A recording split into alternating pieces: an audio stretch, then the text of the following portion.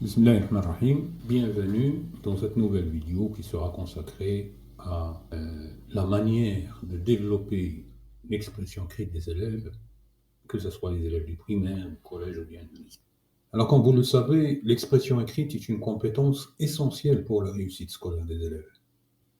Non seulement la réussite scolaire, mais aussi la réussite professionnelle. Elle permet aux élèves de communiquer leurs idées, de résoudre des problèmes et de s'exprimer de manière créative. Alors, imaginons un élève qui a du mal à exprimer ses idées par écrit, qui a du mal à trouver les mots, à organiser ses pensées et à faire des phrases correctes. Cela peut avoir un impact négatif sur sa réussite scolaire, sur ses relations avec les autres et sur sa confiance en soi. Donc, dans cette vidéo, on va essayer de voir comment les enseignants peuvent aider les élèves à développer leur expression écrite.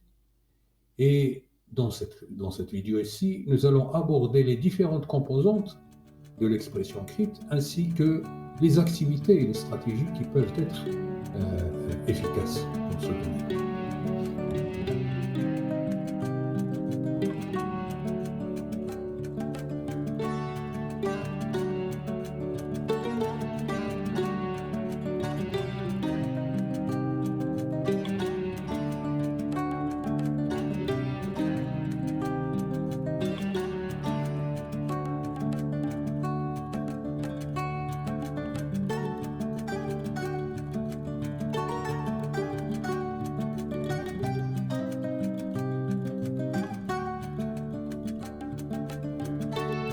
Je tiens seulement à attirer l'attention que dans cette vidéo, je ne vais pas parler des étapes méthodologiques de l'enseignement de l'expression écrite. Pour la production écrite, je vais essayer de donner des pistes qui vont aider l'enseignant à développer l'expression écrite de l'élève.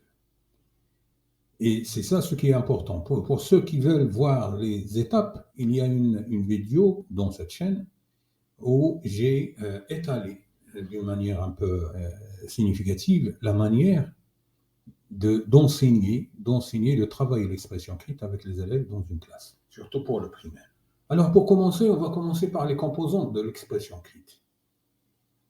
L'expression écrite comprend 4 composantes essentielles. Il y en a d'autres que je vais essayer d'étaler par la suite, mais les points essentiels sur lesquels nous allons mettre l'accent, c'est d'abord comment l'élève peut-il produire des idées, c'est-à-dire la production d'idées, comment il peut formuler ces idées-là, comment il va être capable d'utiliser un vocabulaire précis et une grammaire correcte, comment il va réviser ce qu'il a écrit, comment il doit être capable donc de relire son texte et d'y apporter les corrections nécessaires. Et enfin, comment il va publier, comment on peut publier, comment l'élève doit être capable de partager leur texte avec un public, que ce soit le public de sa classe ou bien de son école ou bien à l'extérieur de l'école. Alors on commence par le premier point, c'est développer la production d'idées. Comment on peut développer la production d'idées de l'élève?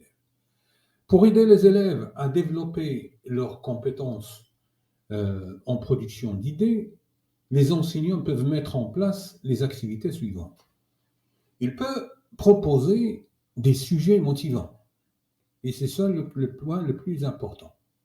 Si l'élève n'est pas motivé à travailler sur un sujet bien déterminé, il est certain qu'il ne va pas fournir des efforts pour rédiger d'une manière efficace. Ensuite, on doit utiliser des images et des vidéos pour essayer de développer, de générer des idées, de générer des expressions, de générer des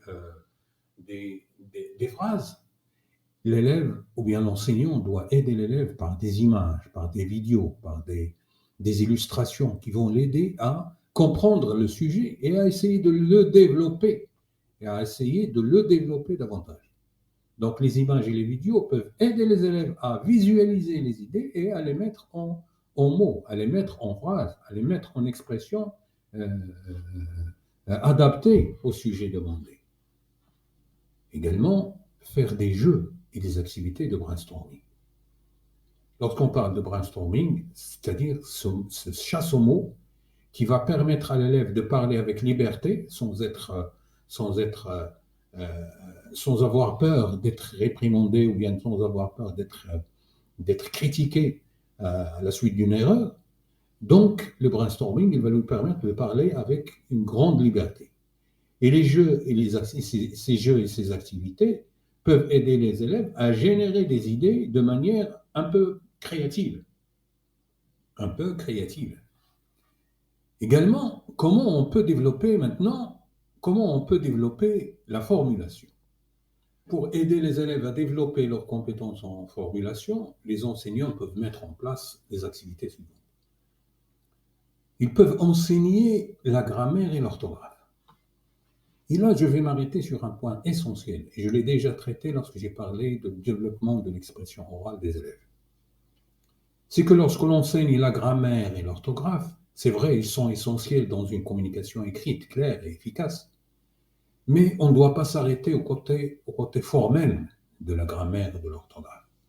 On doit passer au côté pratique, au côté d'intégration de ces notions que nous avons appris, que ce soit dans la grammaire, lorsque je parle de grammaire et conjugaison, de la grammaire et de l'orthographe. Ils sont essentiels, c'est vrai, mais on doit mettre l'accent sur le côté pratique de ces notions. J'ai travaillé le singulier et le pluriel, je vais passer en pratique comment je vais utiliser le singulier et le pluriel. J'ai travaillé la conjugaison des verbes du premier groupe à un temps bien déterminé, je dois travailler par écrit sur des exercices pratiques sur l'utilisation de ces verbes du premier groupe dans un temps demandé, etc. etc.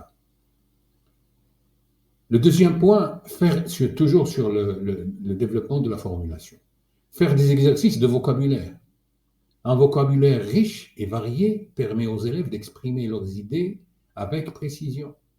La même chose, on ne peut pas faire apprendre à l'élève la définition formelle des mots sans lui donner l'occasion de réutiliser ce vocabulaire, de réutiliser ces expressions, de réutiliser ces mots dans des phrases et dans des situations. Donc sinon, ce sera un mot qui n'a aucun sens. Et vous-même, en étant enseignant, lorsque vous expliquez un mot, demandez à l'élève de vous donner des phrases. Vous allez être surpris que la plupart ne peuvent pas donner des phrases parce qu'ils ne sont pas habitués à voir le vrai sens du mot et à réutiliser le mot dans des phrases.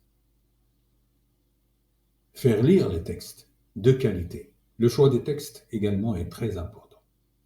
La lecture de textes de qualité permet aux élèves de s'inspirer de la manière dont les autres utilisent la langue. Un auteur n'écrit pas d'une manière arbitraire. Un vrai auteur, c'est quelqu'un qui cherche les mots, qui cherche les bonnes expressions.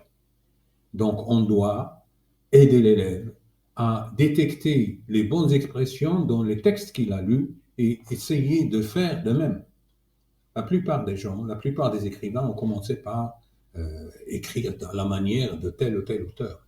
C'est ensuite qu'ils vont avoir leur propre écrit, leur propre style. Donc, pour construire son propre style, l'élève doit commencer par imiter. Et ça, on le sait, on le trouve dans les arts, on le trouve dans la musique, on le trouve dans la littérature, on le trouve dans la poésie, etc. Donc, ce sont des pratiques qui sont importantes et qui sont essentielles et qui vont aider vraiment l'élève à avoir son propre style. On passe maintenant au développement de la révision. Pour aider l'élève à développer leurs compétences en révision, les enseignants peuvent mettre en place les activités suivantes. On va voir quelles sont les activités. D'abord, enseigner aux élèves les techniques de révision. Les élèves doivent apprendre à relire leurs textes en cherchant des erreurs de grammaire, d'orthographe, de cohérence et de fluidité. C'est simple à dire, c'est vrai. Mais si l'enseignant a travaillé à l'aide d'une grille sur la manière d'aider l'élève à corriger ses propres erreurs, c'est un travail qui va se construire progressivement et l'élève va arriver, surtout dans les niveaux supérieurs, peut arriver facilement à faire la correction de ses propres erreurs. Également, on doit faire relire les textes par les pairs. Non seulement l'élève peut s'auto-corriger, mais il peut être corrigé par un autre élève. Les peuvent peuvent apporter des commentaires utiles aux autres élèves.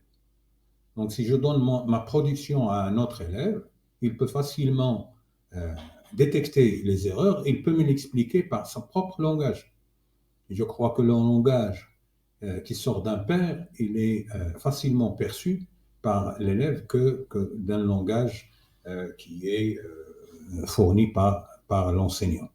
Et on peut faire, l'enseignant également, il peut relire les textes des élèves et fournir un feedback constructif aux élèves. Et je peux lire le texte qui est fait par l'élève et je peux entrer dans une sorte de discussion avec l'élève. Pourquoi tu as fait ici? Qu'est-ce qui manque là? Pourquoi tu n'as pas fait l'accord ici? Etc. Donc d'une manière constructive. Ce n'est pas d'une manière où on réprimande l'élève, où on culpabilise l'élève. On doit aider l'élève à prendre part de ses erreurs et à profiter de ses erreurs. On passe maintenant au développement de la publication. La publication permet aux élèves de partager leur travail avec un public et de recevoir un feedback. Donc, comme je l'ai dit, ce public, il peut être ses amis, il peut être sa classe, comme il peut être toute l'école, comme il peut être tout le collège ou bien tout le lycée, comme il peut être à l'extérieur, soit sur un site, soit sur un club, soit etc., etc. On peut également organiser des concours d'écriture. On peut proposer un sujet et demander aux élèves d'écrire sur ce même sujet. Et là, on peut avoir des productions extraordinaires parce qu'il y a une autre motivation dans ce concours-là. Donc le concours d'écriture peut bien motiver les élèves à écrire et à améliorer leurs compétences en écriture. Et on peut passer à faire lire les textes des élèves à d'autres classes. Non seulement on va présenter le travail de l'élève dans sa propre classe, mais on peut la faire lire dans une autre classe. Et la lecture des textes des élèves à d'autres classes permet de recevoir un feedback d'un public différent. Il y a un point essentiel, c'est la différenciation. La différenciation, bien sûr, tout ce que nous avons dit n'est pas valable pour tous les élèves. Il est important de différencier les activités et les stratégies en fonction des besoins des élèves.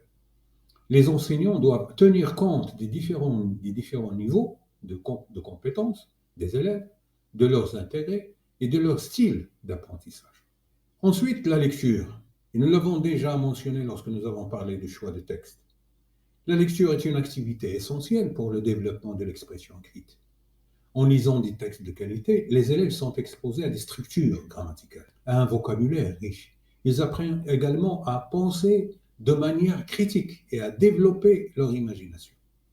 C'est pourquoi, lors des séances de lecture, plus on développe le sens de l'observation chez l'élève, plus on va plus loin dans l'analyse du texte, plus l'élève apprend à développer ses compétences en lecture et en écriture en même temps.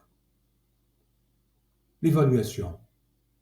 L'évaluation, elle est importante pour suivre les progrès des élèves et pour leur fournir un feedback.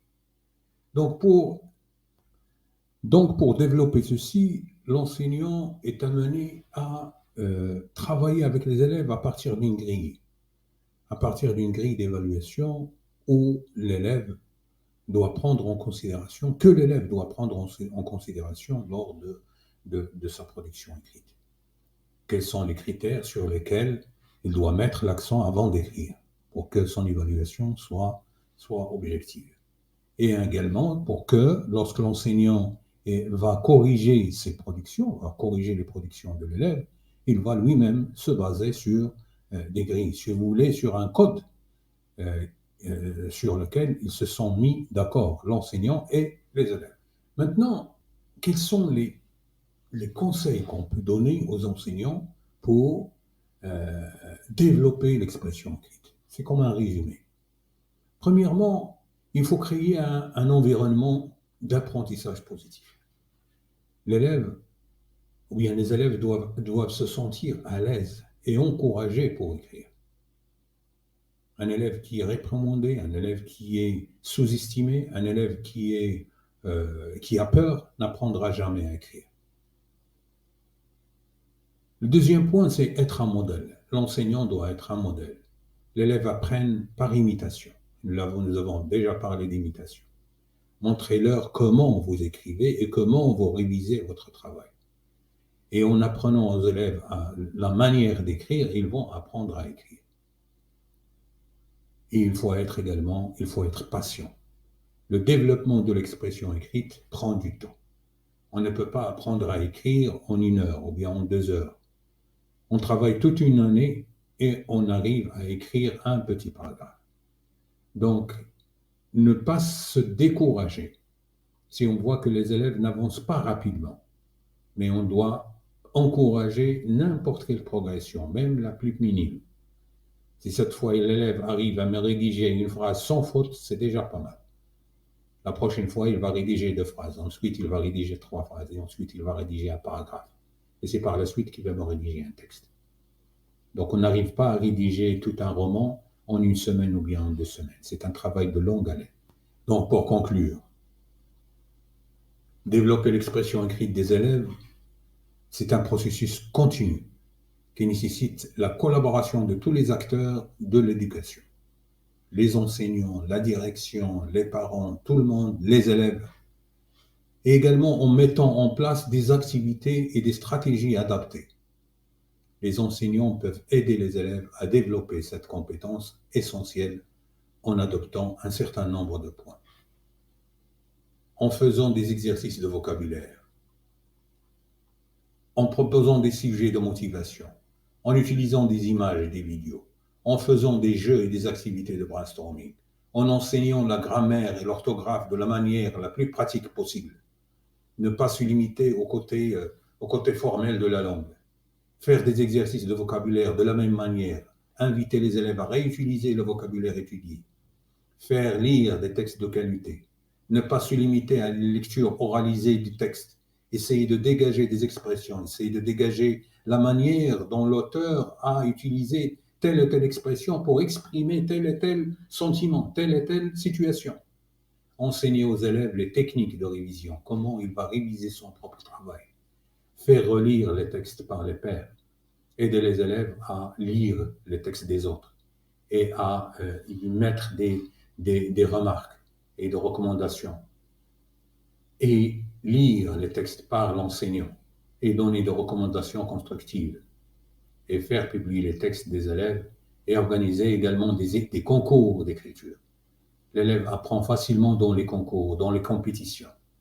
Faire lire les textes des élèves à d'autres classes et pourquoi pas dans toute l'école, en présence de tous les élèves de toute l'école. Différencier les activités et les stratégies parce que tous les élèves n'ont pas le même niveau. Et on doit mettre l'accent sur la lecture et la lecture. Et évaluer le progrès des élèves. En évaluant le progrès des élèves, on va mettre en évidence la progression de chaque élève. En créant un environnement d'apprentissage positif, en étant un modèle, en étant patient, les enseignants peuvent aider les élèves à développer cette compétence essentielle. Donc ceci, j'espère que j'étais clair et j'étais simple concernant la manière de développer l'expression écrite des élèves. J'ai déjà parlé de la manière de développer l'expression orale des élèves et vous pouvez la trouver sur la chaîne. Et voici donc une autre vidéo seulement pour compléter les compétences visées par l'enseignement de n'importe quelle langue. C'est la production de l'oral et la production de l'écrit, la compréhension de l'oral et la compréhension de l'écrit. N'oubliez pas de vous abonner, n'oubliez pas de mettre des commentaires, n'importe quel commentaire, des questions, je réponds à toutes les questions. Et à la prochaine vidéo, Inch'Allah.